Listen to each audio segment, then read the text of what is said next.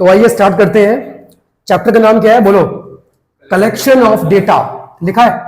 Statistics का chapter number 3 है। आपको पता है अब जो भी हम चैप्टर की बात करेंगे वो बिल्कुल सीक्वेंस में आएगा। पहले क्या था? Collection of data. सेकंड क्या था? Organisation of data. थर्ड क्या होने वाला है? Presentation of data. भूल गए सारा। चौथा क्या था? प्रेजेंटेशन में तो आएगा वो भी टेबुलेशन। फोर्थ क्या था? Analysis of data. लास्ट क्या आएगा? Interpretation of data. था कुछ? मैंने कितने नाम लिए?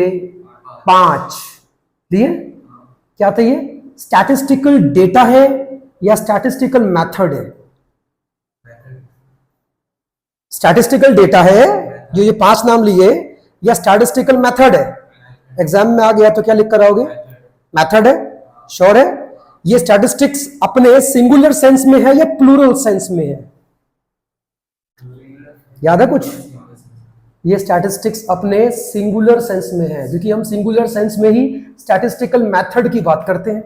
अगर मैंने प्लूरल सेंस की बात की होती तो मैं उसमें खाली स्टैटिस्टिकल डेटा के बारे में बात करता।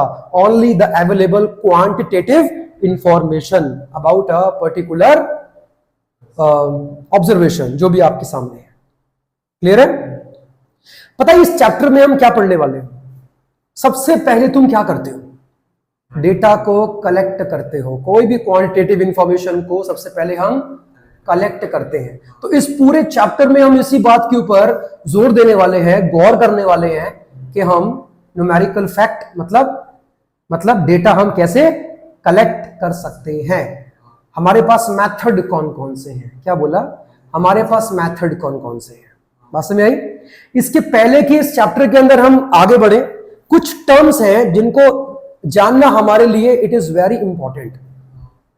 जरा पढ़ना क्या लिखा है फर्स्ट वाला? Statistical inquiry. क्या होता है ये?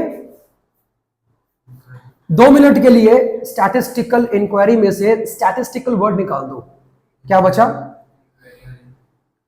इंक्वायरी बचा। क्या होता है इंक्वायरी? छानबीन करना, किसी के बारे में इंफॉर्मेशन को गैदर करना, हाँ या ना? अब इसके आगे क्या आ गया वर्ड? Statistical inquiry. तो क्या समझे? अब हम इंफॉर्मेशन को गैदर करेंगे लेकिन स्टैटिस्टिक्स में यूज करने के मोटिव से। तो वो तुम्हारा क्या बन गया? स्टैटिस्टिकल क्या बन गया? इंक्वायरी बन गया। बात समझ आ रही है?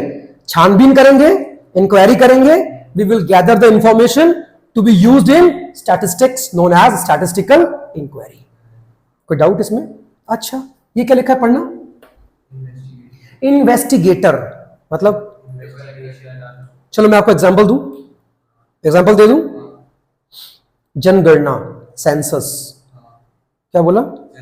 आप दोनों आते हो मेरे पास, आप जॉब करते हो मेरे यहाँ पे, और मैंने कहा हाँ भाई इंडियन गवर्नमेंट अब चाहती है कि हम अपने देश की जनसंख्या को गिने।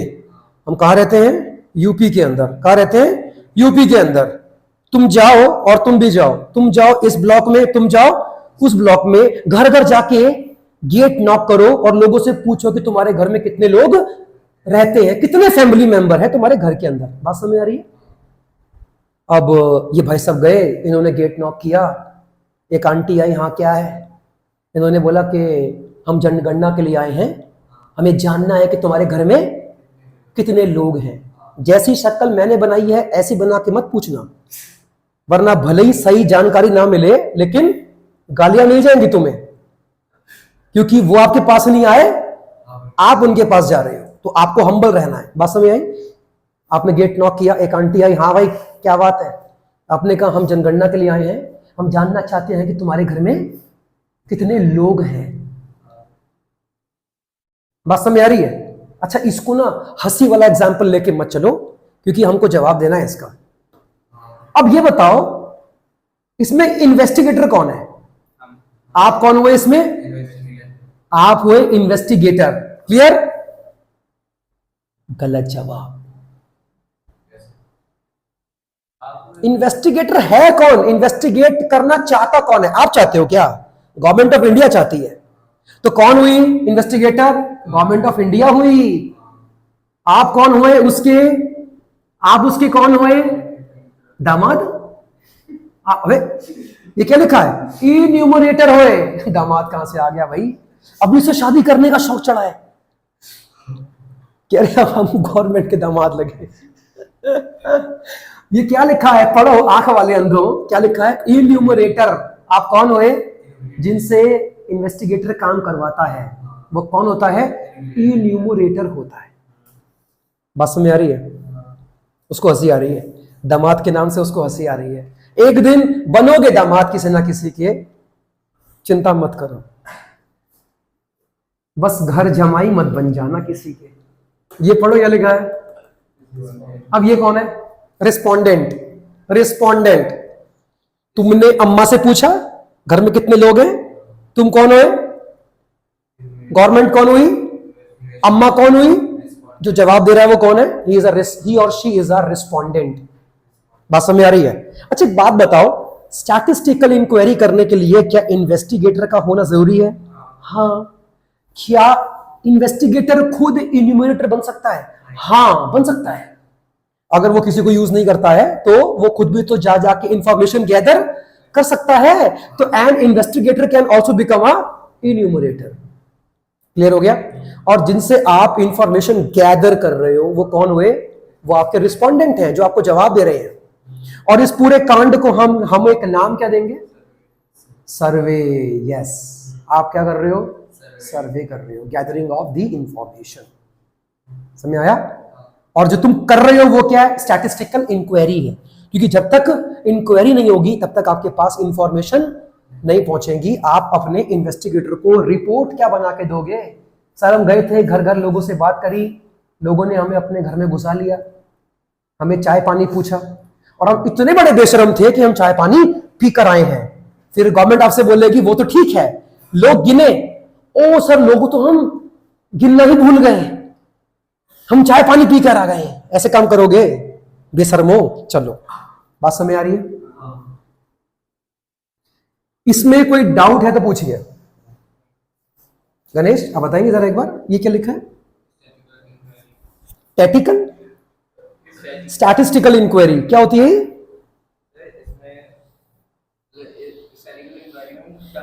ये टैटिकल इंक्वायरी क्या बोल रहे हो, इसको पूरा क्यों नहीं बोलते हो, स्टैटिस्टिकल इंक्वायरी। हाँ क्या होता है बताओ बताओ। किस चीज के, न्यूमेरिकल फैक्ट्स। हमें स्टैटिस्टिक्स के अंदर यूज करनी है, इसलिए हम इंफॉर्मेशन को गैदर कर रहे हैं, that is your statistical inquiry. ये क्या है, मतलब जो इन्वेस्टिगेट करना चाहता है, जो इन्वेस्टिगेट करना, एक सेल्समैन घर घर जाके लोगों को सामान बेच रहा है या कोई इंफॉर्मेशन गैदर कर रहा है, वो खुद सेल्समैन या वो आदमी कौन है, he is a enumerator. Company कौन है, इन्वेस्टिगेटर है। मुझे एप्पल कंपनी ने बोला घर घर जाके लोगों से पूछो कि क्या वो एप्पल का ब्रांड यूज करते हैं, और अगर करते हैं तो उन्हें कौन कौन सा उसमें प्रॉब्लम लगता है। मैं कौन हुआ, मैं कंपनी का कौन हुआ, इन्यूमरेटर। एप्पल कंपनी कौन हुई, इन्वेस्टिगेटर। वो खुद नहीं आ रही है, मुझे भेज रही है, अपने बिहाफ पे भेज रही है। और जिनसे पूछ रहा हूं वो कौन हुआ, रिस्पोंडेंट। नहीं समझ आ रहा है, आगे बढ़ सकते हैं। ओके नेक्स्ट, जरा पढ़ना क्या लिखा है। अच्छा ये सब करके इकट्ठा क्या कर रहे हो, डेटा। अब क्या पढ़ने वाले हैं, डेटा के सोर्स कौन कौन से होते हैं भैया, ये इंफॉर्मेशन मिलती कहां से है। So we have two sources. पहला क्या लिखा है, इंटरनल सोर्स, और एक क्या हो सकता है, एक्सटर्नल सोर्स। आपके हिसाब से इंटरनल सोर्स का मतलब क्या होता होगा, इंटरनल सोर्स से हम इंफॉर्मेशन को गैदर कर रहे हैं, इंटरनल सोर्स का मतलब क्या होगा बताओ। अपने आप से ही, नहीं नहीं नहीं, इंटरनल सोर्स।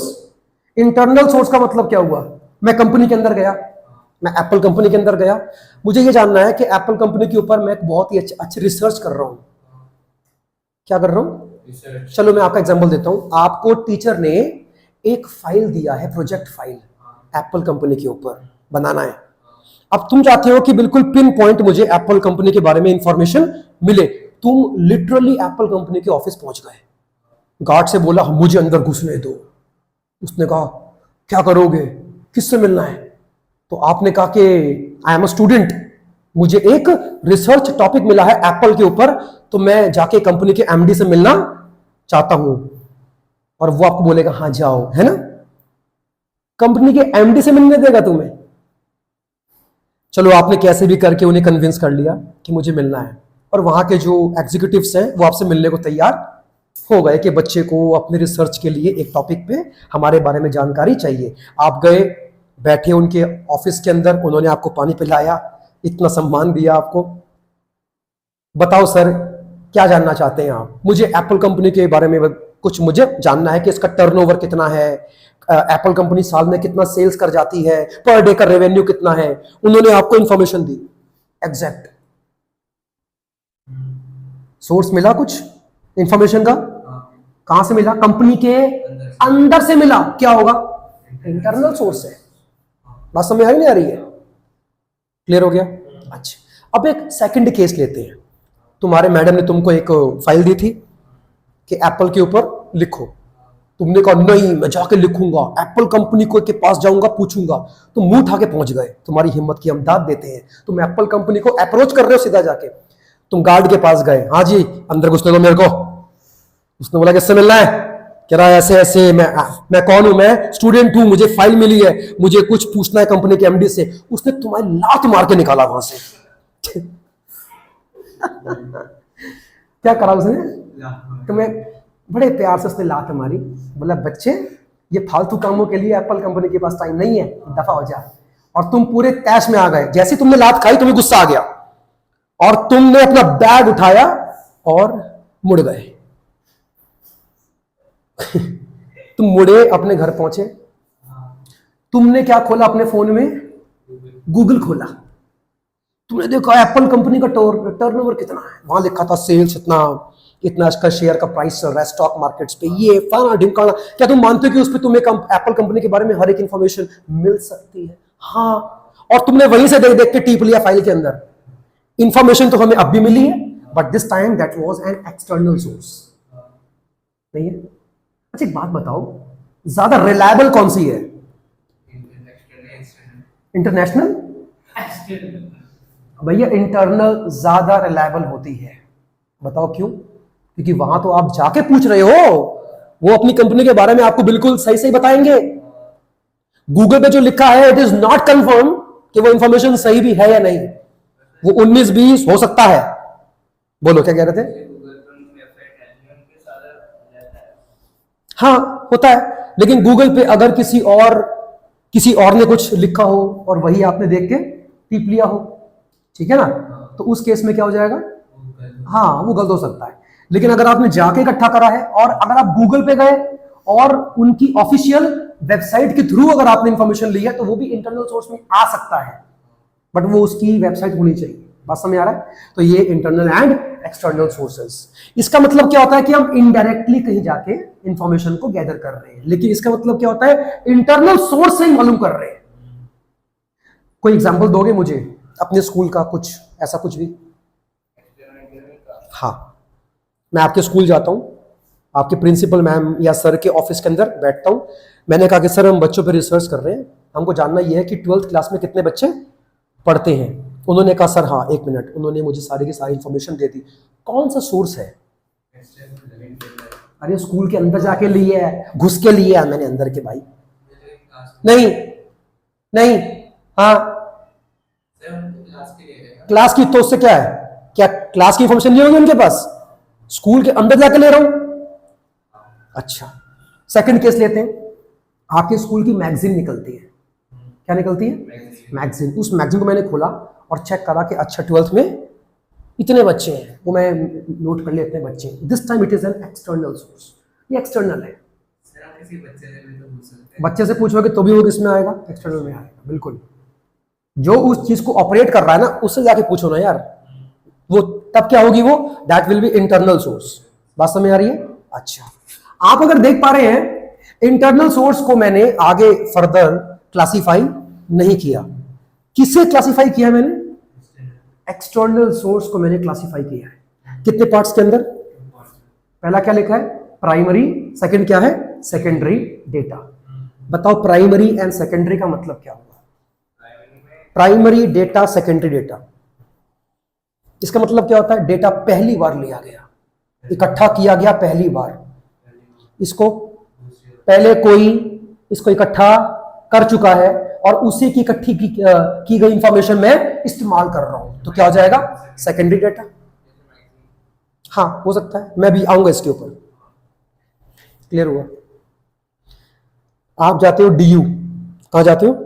आपने 12th पास कर लिया है, अब आपका डीयू में एडमिशन बाय मिस्टेक हो गया, ठीक है, मान लेते हैं। क्या वो आपसे फॉर्म भरवाएंगे? आप उसमें लिखोगे मेरा नाम, पापा का नाम, ठीक है, मम्मी का नाम, फैमिली में कितने मेंबर्स हैं, पापा की एनुअल मेरी मतलब क्या इनकम है, लिखोगे? हाँ या ना बताओ? मैंने 12th अपना कहां से पास किया, मेरे उसमें कितने परसेंटेज, सब लिखोगे। वो इंफॉर्मेशन डेटा पहुंच गया किसके पास? डीयू के पास। क्या मानते हो कि डीयू के लिए वो कौन सा है data? It is a primary data. क्यों? डायरेक्टली आपसे मिल रहा है और फर्स्ट टाइम मिल रहा है। नहीं, अब उसी डेटा को कोई थर्ड पार्टी यूज करती है कि अब हम चेक करते हैं कि पूरे डीयू के अंदर टोटल कितने बच्चे पढ़ते हैं डीयू के अंदर। अब उसी फॉर्म को वो लोग काउंट कर रहे हैं और उसी फॉर्म को काउंट करते करते सामने आया कि हाँ भाई पूरे डीयू के अंदर 1 लाख बच्चे पढ़ रहे हैं। फॉर्म को गिनकर मालूम पड़ा तो वो उसके लिए क्या होगा? Secondary data. क्यों? क्यों होगा सेकेंडरी? क्यों है उसके लिए? क्योंकि पहले वो डेटा इंफॉर्मेशन डीयू कलेक्ट कर चुका है। डीयू के लिए क्या था? वो प्राइमरी। लेकिन जो थर्ड पार्टी उसको उस फॉर्म को काउंट कर रही है उसके लिए क्या बन गया? वो सेकेंडरी बना। ज्यादा रिलायबल कौन सा है? इसका मतलब है इसके पहले इस डेटा को कभी भी कलेक्ट नहीं किया गया, ये प्योर फॉर्म में है और ज्यादा चांसेस है कि ये बिल्कुल एक्यूरेट होगा। क्या होगा? एक्यूरेट होगा। ये सेकंड हैंड डेटा है, ये पहले इसको डीयू कलेक्ट कर चुका है, उसी फॉर्म के बेसिस पर आपने क्या करा है? इंफॉर्मेशन को आपने गैदर कर लिया। That is your what? Secondary data और सेकंड हैंड डेटा, क्योंकि पहले इसको डीयू इस्तेमाल कर चुका है। इस्तेमाल किए गए इंफॉर्मेशन को आप फिर से अपने काम के लिए इस्तेमाल कर रहे हो, उसका नाम क्या हो जाएगा? Secondary data. ज्यादा रिलायबल कौन सा लगा? क्यों लगा? पहली बार मिला तो ज्यादा चांसेस है कि उसके अंदर सारी की सारी इंफॉर्मेशन बिल्कुल सही लिखी होंगी।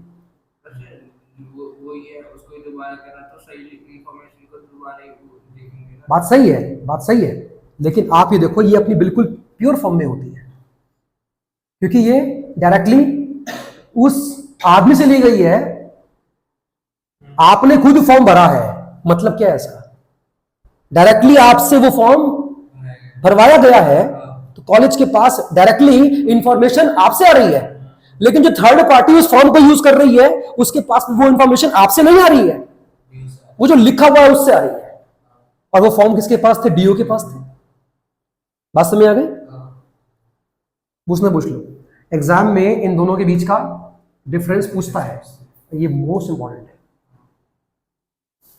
पढ़ लोगे इसको अपने आप, आगे बढ़ सकते हैं। ये देखो methods of collecting primary data. Primary data को कलेक्ट करने के मेथड्स कौन कौन से हो सकते हैं? बात करें, पहला बोलो।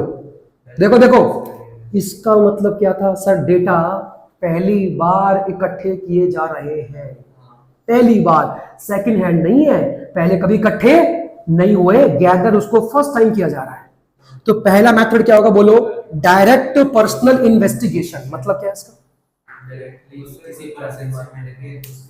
Direct personal investigation. पर्सनल, फिर से एग्जांपल दूं मैं आगे। सेंसस चलते हैं, घर घर गए, लोगों से डायरेक्टली पर्सनली इंटरेक्ट किया और इंफॉर्मेशन मांगी, उसका नाम क्या होता है? Direct personal investigation. आपको जिससे इंफॉर्मेशन चाहिए डायरेक्टली जाके आप उससे अगर मांगते हो तो उसी का नाम क्या होता है? डायरेक्ट पर्सनल इन्वेस्टिगेशन होता है। बात समझ आ रही है? अच्छा, सेकंड मेथड क्या हो सकता है? Indirect oral investigation. इसका मतलब क्या हुआ? नॉट फोन, नहीं, इनडायरेक्ट। इनडायरेक्ट जिससे चाहिए इंफॉर्मेशन उससे नहीं पूछ रहे हो, इनडायरेक्टली किसी और से पूछ रहे हो। एग्जांपल देता हूं, आप जा रहे थे कहीं, ठीक है ना, अपनी बाइक या स्कूटी पे आप जा रहे थे, तो एकदम से आप अपनी स्कूटी को या बाइक को रोकते हो और देखते हो कि आगे दो आदमियों के बीच में क्या हो रही है? मारपीट हो रही है। वो तेरी माँ की तेरी, ये तूने ठोका कैसे, ये ऐसे चल रहा है उनके बीच में कुछ भी। आपने अपनी स्कूटी रोकी, अब आपको पूरी बात तो मालूम नहीं है, और इतनी हिम्मत भी नहीं है कि जो आपस में लड़ रहे हैं जाके उनसे पूछे क्या हो गया बताओ मुझे। वो बोलेंगे तू छोड़ पहले, तू इधर आ, तू है कौन बे। तो आप किससे पूछोगे? जो आजू बाजू में खड़े होके तमाशा, भाई साहब क्या हो गया, नहीं पूछोगे भाई साहब क्या हो गया? बोलेगा पता नहीं, हम भी अभी आए हैं, हम भी अभी आए देख रहे हैं क्या लड़ रहे, देखो ना घुसे कितने अच्छे बज रहे हैं सर। लेकिन बात क्या है पता नहीं, शायद बाइक का चक्कर चल रहा है, कोई ठोका है शायद बाइक का। क्या ये जिससे पूछना है उससे नहीं पूछ रहे, क्योंकि दम ही नहीं है पूछने का। किससे पूछ रहे हो? थर्ड पार्टी से।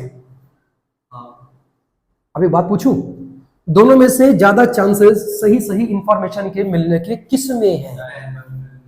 क्योंकि इसमें उसी से पूछ रहे हो जिससे चाहिए, और इसमें हाँ। अच्छा ये बताओ, इसका इस्तेमाल ज्यादा कहाँ होता होगा?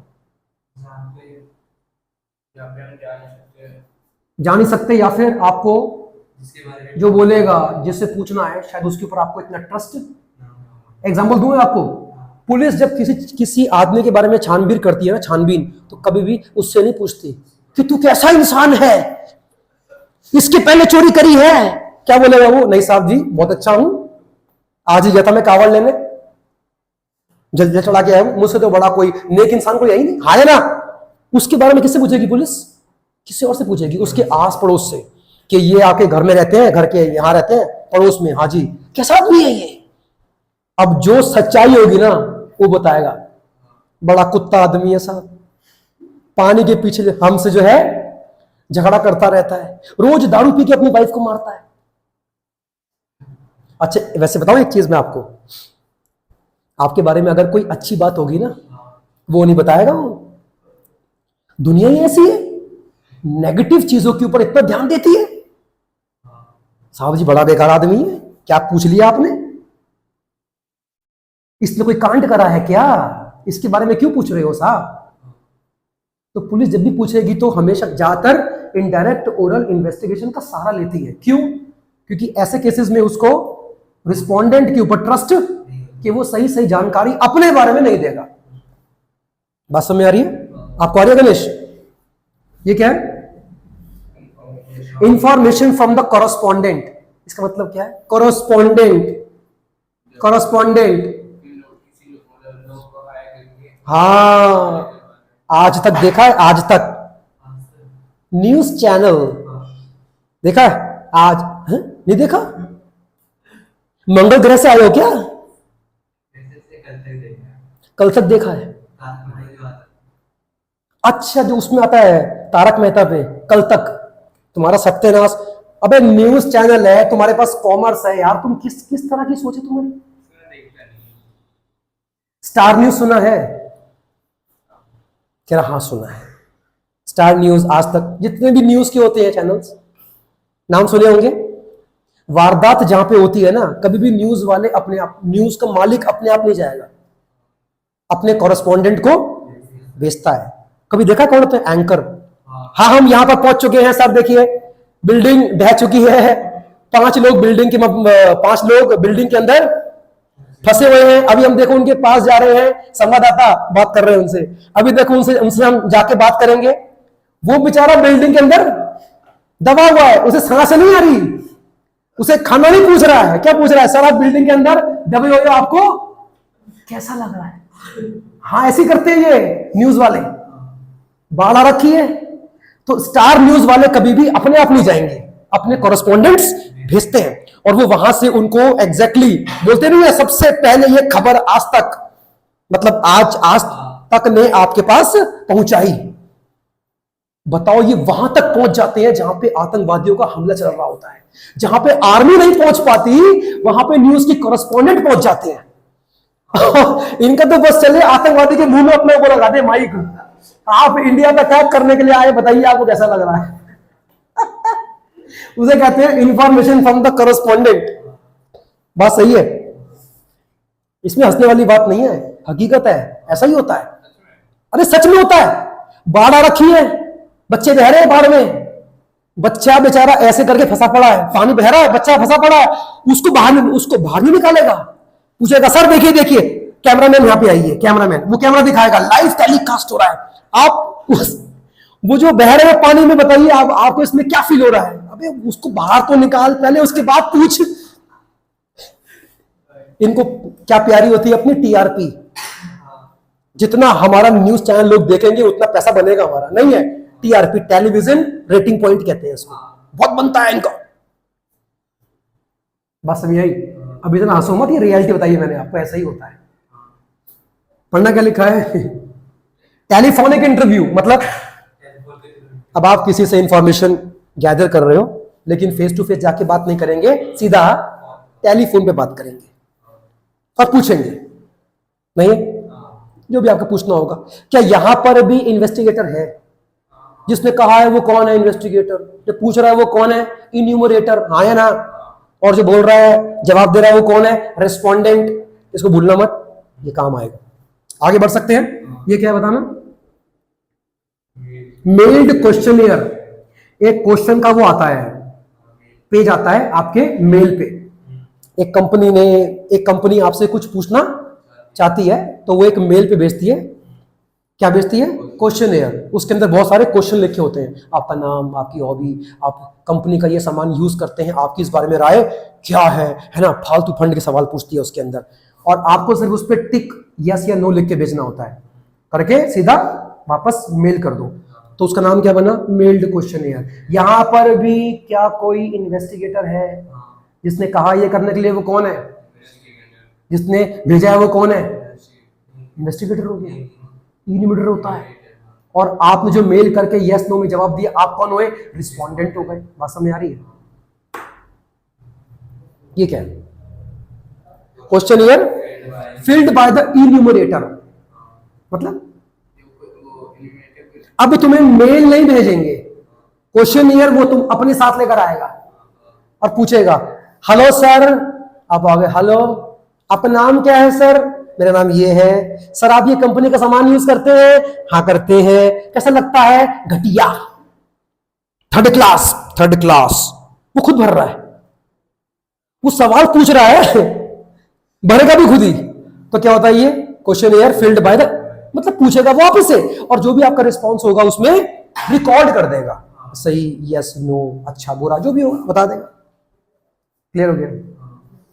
आगे बढ़ सकते हैं। चलो,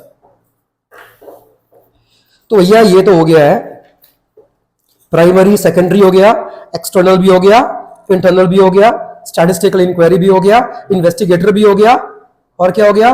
रेस्पोंडेंट भी हो गया, और क्या रह गया? इन्यूमरेटर भी हो गया। चलो आगे बढ़ सकते हैं।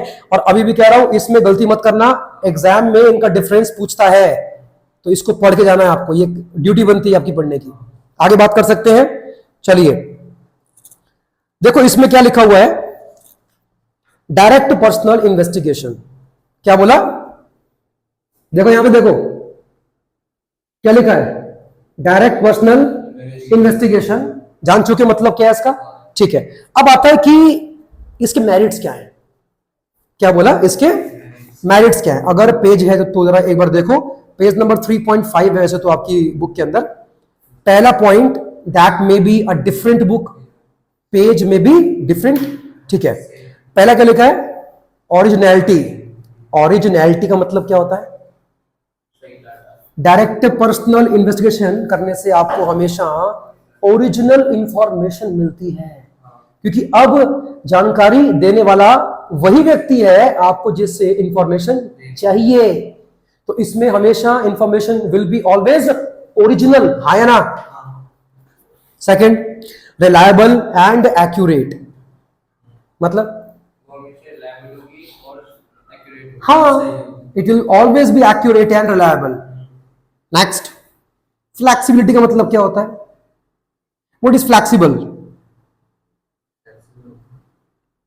अगर जो आपसे सवाल पूछ रहा है उसने अगर अपने क्वेश्चंस को चेंज भी कर दिया तो भी उसको इंफॉर्मेशन सारी की सारी बिल्कुल सही मिलेगी।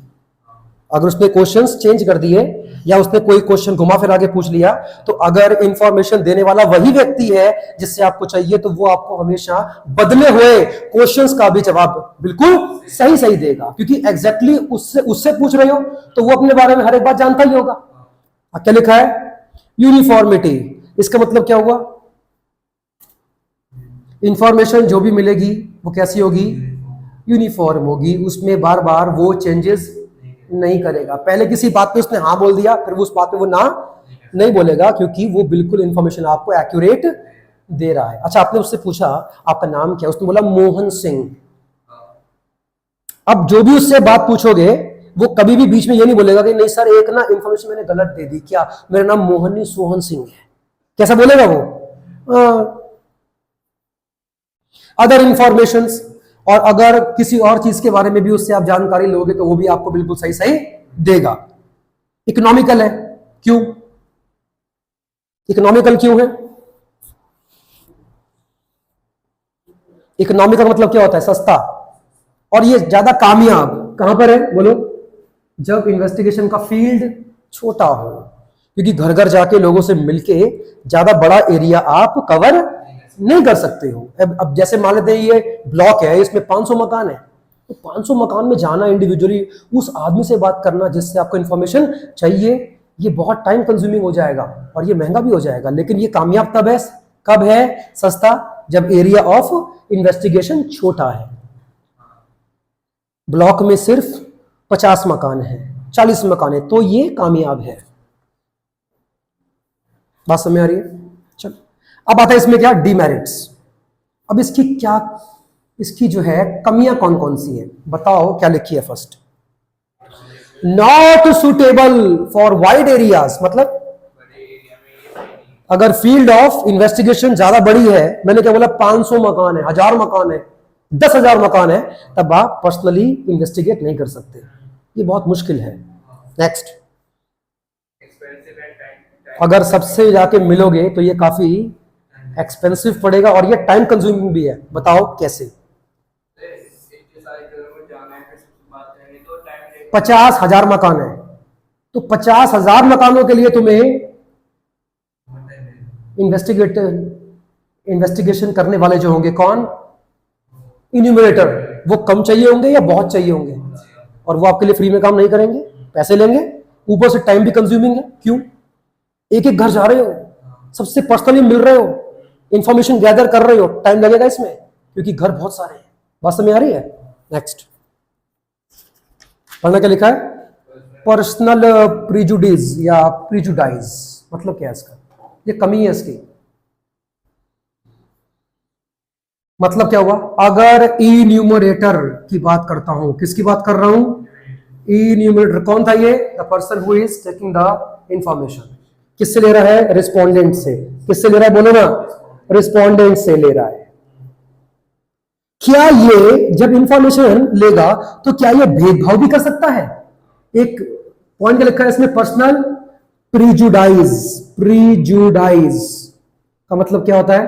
भेदभाव करना। कैसे करेगा? अच्छा, मान लो इन्वेस्टिगेटर जो है, सॉरी कौन है? हिंदू है। अब जब वो जाएगा मार्केट में लोगों से पूछने के लिए, तो उसको तो हर जाति, धर्म और भाषा बोलने वाले लोग उसको मिलेंगे। तो एक गेट पर पहुंचता है, वहां पे बड़े बड़े अक्षरों में लिखा है, मतलब उसको पढ़ने के बाद वो समझ गया कि यहाँ पे कोई मुस्लिम रहता है। क्या चांसेस है कि शायद वो उससे बात ना करे? हाँ, क्योंकि ये जो नफरत की आग है, ये बहुत टाइम से हमारे देश के अंदर लगातार चलती आ रही है। नहीं है तो इससे बात नहीं करनी, ठीक है? ये बताएगा, ये तो गरीब है, इससे क्या पूछे? झुग्गी में जाऊं, क्या चांसेस है कि वो बंगलों में जाके खाली जो है हर लोगों से मिले और बात करे? स्लम एरियाज के अंदर ना जाए। क्या कर रहा है वो कर रहा है भेदभाव। और ऐसा हो सकता है जब डायरेक्ट पर्सनल इन्वेस्टिगेशन होता है, क्योंकि उसके हाथ में है कि वो किससे मिलेगा, किससे नहीं मिलेगा, इसलिए वो यहां पर पार्शियलिटी कर सकता है। ये कमी है इसकी। आगे भैया, डायरेक्ट पर्सनल इन्वेस्टिगेशन करने के लिए तुम्हें जो आदमी चाहिए, कौन चाहिए? In military, that must be trend. क्यों?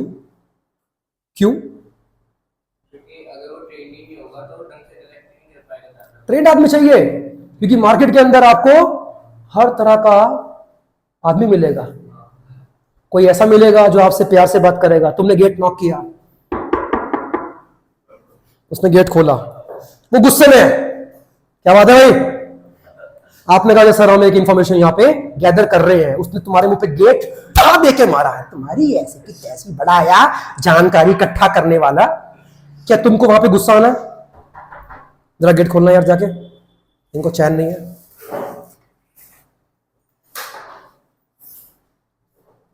बोलो, गुस्सा आ जाएगा तुम्हें, लेकिन तुम थोड़ा वेट कर लो यार। बात समझ आ रही है? आपको मार्केट में हर टाइप का आदमी मिलेगा, आपको सबके साथ हैंडल करना आना चाहिए, और इसके लिए ट्रेंड आदमी चाहिए। कुछ ऐसे मिलेंगे जो बड़े प्यार से बात करेंगे, हाँ बोलिए ना क्या जानना है, और उसको देख के तुम्हें उसके घर के अंदर नहीं घुस जाना है। वाओ कितने प्यार से बात कर रहा है, ये तो पक्का चाय पिलाएगा। अबे तुम जिस काम के लिए गए हो उस काम पर ध्यान दो। तुम क्या वहां चाय पीने गए थे? और जो गुस्सा कर रहा है उसके साथ भी आपको पेशेंस के साथ, हाँ वो गुस्से में आ रहा है, तैश में आ रहा है, तुमने कहा अभी तो मैं काम पर हूं, तेरा घर तो मैंने देख ही लिया है, यहां आ जाइए बताऊंगा तेरे को। नहीं ऐसे बात नहीं करनी तुमने, समझ आ गया? बाकी हम बाद में करेंगे।